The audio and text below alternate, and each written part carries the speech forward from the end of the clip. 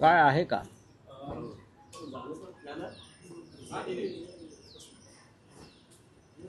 आज ठाकरे बंधूंच्या राजकीय युतीची अधिकृत घोषणा होते आहे की अजूनही काही काळ कार्यकर्त्यांना वाट पाहावी लागेल? कशाला वाट? कार्यकर्त्यांनी युती स्वीकारलेली आहे. असं की महाराष्ट्र नवनिर्माण सेना आणि शिवसेना यांच्यातल्या युतीविषयी कोणाच्या मनात संभ्रम नाही आहे आणि कार्यकर्त्यांच्या मनात तर अजिबात नाही. मुंबईसह अनेक महानगरपालिकेत शिवसेना आणि महाराष्ट्र नवनिर्माण सेनेचे कार्यकर्ते एकत्र येऊन कामाला लागलेले आहेत. दोन्ही पक्षांकडून तशा सूचना गेलेल्या आहेत आणि सूचना जाण्यापेक्षाही आधी जे कार्यकर्त्यांमध्ये जो उत्साह आणि मनोमिलन झालेलं आहे ते आम्ही स्वतः अनुभवतो आहोत. बघा की ही युती जी आहे शिवसेना उद्धव ठाकरे आणि महाराष्ट्र नवनिर्माण सेना यांच्यामध्ये युती तर झालेलीच आहे, फक्त जागा वाटपावर शेवटचा काल रात्री पूर्ण झाला.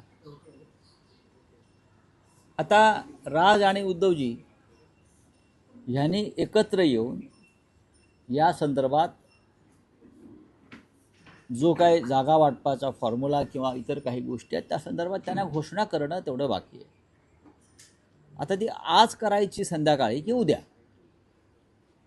याच्यावर आम्ही आता निर्णय घेऊ. पण आजपासून नॉमिनेशनमध्ये उमेदवारी अर्ज भरण्याची सुरुवात झाली आहे. खरं आहे, म्हणजे निवडणूक प्रक्रिया आज सुरू झालेली आहे आणि त्याच्यामुळे आता आम्हाला फार वेगानं काम करावं लागेल.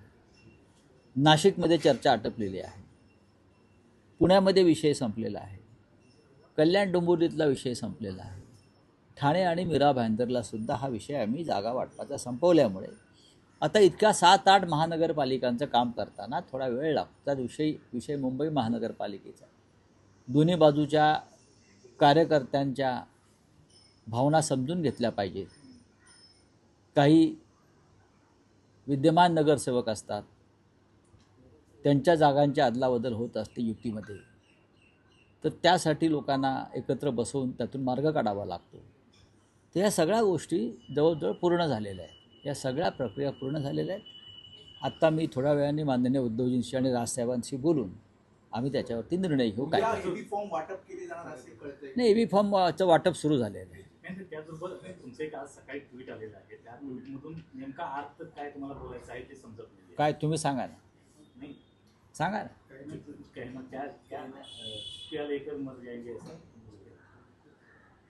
हो, माणसाने बोललं पाहिजे.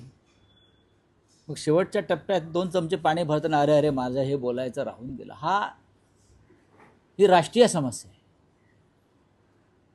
ज्या पद्धतीनं महाराष्ट्रातले निकाल लावण्यात आले, ज्या पद्धतीने बिहारचे निकाल लावण्यात आले, ज्या पद्धतीनं लोकशाहीचा गळा घोटला जातो, ज्या पद्धतीनं निवडणूक आयोगापासून सुप्रीम कोर्टापर्यंत सर्व संविधानिक संस्था या भारतीय जनता पक्षासारख्या नेत्यांच्या पायाखाली चिरडल्या जात आहेत, त्याच्यावरती जर आता बोललो नाही तर नंतर उशीर झाला आणि बोलायचं राहून गेलं, अशा भावना मरताना येण्यापेक्षा जिवंतपणे आलेल्या बरं. आमच्यासारखे लोक जिवंतपणे लढत आहेत, कारण आम्ही मुर्दे नाही आहोत आणि जिवंत माणसं 5 वर्षे वाट बघत नाहीत. हा देश मुर्द्यांचा नाही, जिवंत माणसांचा देश आहे. महाराष्ट्र जिवंत माणसांचं राष्ट्र आहे. राऊतसाहेब, आपण म्हणाला की आज संध्याकाळी किंवा कदाचित उद्या ठाकरे बंधूंच्या युतीची अधिकृत घोषणा होऊ शकेल किंवा तसं एक चिन्ह युतीची घोषणा म्हणण्यापेक्षा जागा वाटपा संदर्भातली घोषणा. युती झालेली आहे. युती झाली, पण त्यात असं म्हणता अशी माहिती मिळते, राज ठाकरेंचं असं मत आहे की जोपर्यंत जागा वाटप पूर्ण होत नाही तोपर्यंत युतीची अधिकृत घोषणा का राजसाहेब काही करू नका. राजसाहेबांनी तुम्हाला अधिकृतपणे हे कळवलं आहे का? मला वाटतं नाही. राजसाहेबांनी असं काही केलेलं नाही आहे. राजसाहेब आणि उद्धवसाहेब आम्ही सगळे एकमेकांच्या संवादामध्ये आहोत आणि त्यांचं म्हणणं चुकीचं काय आहे? जर त्यांनी तशी भावना व्यक्त केली असेल ते चुकलं का? की जागा वाटप पूर्ण झाल्याशिवाय कुठली युती जाहीर होत नाही ना. मग शिंदेंची आणि भाजपची युती काढली आहे जाहीर करण्याची. अजित पवार आणि भाजपमध्ये अद्याप युती का डिक्लेअर झाली नाही? आमच्यामध्ये ही सगळ्या प्रक्रिया पूर्ण झालेल्या आहेत, एवढंच मी सांगू शकतो. नाही, पण रावसाहेब, त्यात माहीम, शिवडी, विक्रोळी, भांडूप असे जे मराठी भाषिक बहुल तुमच्याकडे चुकीची माहिती आहे. त्यात जागा वाटप आम्ही दोन्ही पक्ष एकत्र आहोत आणि मनापासून एकत्र आहोत. जागा वाटपासंदर्भात कुठेही ताणतणाव, रस्सीखेच नाही. भांडूप किंवा इतर जे तुम्ही भाग म्हणताय हे त्यांना गेले काय किंवा आमच्याकडे आले काय, ते शेवटी युतीमध्येच राहणार आहेत. या भावनेतून आम्ही काम करत आहोत. त्याच्यामुळे कोणी एखाद्या जागेसाठी अडून बसलं आहे असं कुठेही आमच्या दोन पक्षामध्ये घडत नाही. या चुकीच्या बातम्या तुमच्यापर्यंत जे देत आहेत हा त्यांना माझा संदेश आहे. पण त्यांची मागणी आहे की मागणी का नसावी? मागणी का नसावी? या भागात जागा वाटप मनसेचेही आमदार होते, मनसेचेही नगरसेवक होते, तर किमान 3 जागा या सगळ्या मराठी भाषिक बहुल भागामध्ये मिळाव्या. नाही, अशा पुढ्या कोण सोडतं मला माहीत नाही. जागा वाटप अत्यंत फेअर पद्धतीने सुरू झालं आणि त्याच पद्धतीने ते संपलं. अनेक जागांवरती दोन्ही पक्षांचा कार्यकर्त्यांचा अधिकार असतो. एखादी जागा मनसेने मागितली असेल की आम्हाला द्या, त्यात चुकलं काहीच नाही, किंवा आमच्या लोकांनी हक्क सांगितला असेल तर काहीच. आमच्या 84 जागा निवडून आल्या होत्या. त्यानंतर 100च्या वर जाऊन पोचल्यावरती सगळ्यात जास्त अडचणी जागा वाटपात मोठ्या पक्षाला येत असतात. लक्षात घ्या, सगळ्यात जास्त अडचण भारतीय जनता पक्षाची होणार आहे जागा देताना. पण आमच्यामध्ये आणि मनसेमध्ये असा जागा वाटपावरून कोणताही विसंवाद नाही. जागा तुमच्याकडे राहिली काय, जागा आमच्याकडे राहिली काय, ती मराठी माणसाच्या युतीतून जिंकून येणं महत्त्वाचं आहे. कार्यकर्ते संभ्रमात आहे. 2017 एवढं उदार धोरण जर दोन्ही भावांनी स्वीकारलं असेल तर अर्ज भरण्याचा आज पहिला दिवस त्यात काय असताना अजूनही युतीची अधिकृत घोषणा कशा करता पाहिजे? केलं जात नाही. ज्या दिवशी वरळीच्या डोममध्ये 2 भाऊ एकत्र आले तेव्हाच युतीची घोषणा झाली. तुम्हाला चिंता कशा करता पाहिजे की आता का घोषणा नाही, उद्या का घोषणा नाही? करू ना, आम्ही ठरवू आणि तुम्हाला सांगू. तुम्हाला पाहिजे त्या तारखेला आम्ही करणार नाही. तुमचा अजेंडा मीडियाचा राबवणार नाही. आमचं जे शेड्यूल ठरलेलं आहे त्यानुसार आम्ही कार्यकर्ते म्हणतात 2017ची पुनरावृत्ती होऊ नये, अगदी शेवटच्या घटकापर्यंत होणार नाही. असं कार्यकर्ते काही म्हणत नाही आहे. कार्यकर्त्यांशी आमचा संवाद आहे, सगळ्यांशी. कार्यकर्त्यांच्या मनामध्ये ह्या वेळेला कोणताही संभ्रम नाही. त्यावेळेला जे काय तुम्ही म्हणताय तेव्हा चर्चा सुरू झालेली नव्हती. तेव्हा सगळे हवेतले हवाबाण हरडे बाण होते. आता रिसर चर्चा, बैठका, जागा वाटप पूर्ण झालेलं असल्यावरती कार्यकर्त्यांनाही माहिती आहे कुठे काय चाललं आहे आपापल्या भागात. त्याच्यामुळे तुम्ही कार्यकर्त्यांची चिंता इतरांनी करू नये. राजकीय पक्षांना माजी नगरसेवक आपले गेलेले आहेत, ते जर परत येत असतील तर त्यांना दरवाजा उघडा असणार का? कशा करता? कारण प्रत्येकाला तिथे सीट मिळेल असं दिसत नाहीये. आमचं जागा वाटप आणि तिकीट वाटप पूर्ण झालेलं आहे आणि निष्ठावान कार्यकर्त्यांचं उमेदवारी कापून गद्दारांना त्या जागा द्याव्यात एवढी वाईट वेळ शिवसेनेवर आलेली नाही. सर्व राजकीय पक्षांना भीती आहे की बंडखोरी होऊ शकते. त्यामुळे सगळ्याच राजकीय पक्षांनी हे धोरण स्वीकारलं आहे का की जागा वाटप किंवा अधिकृत घोषणा ही करण्यास थोडा विलंब करावा? मला असं वाटत नाही. शिवसेना युबीटी मध्ये बंड होणार नाही. बघा, बंड कुठे होत नाही, बंड कुठे होत नाही. पण या वेळेला शिवसेना आणि मनसे युतीमध्ये अशा प्रकारचं काही घडेल असं मला वाटत नाही. शरद पवार सुद्धा सोबत असतील.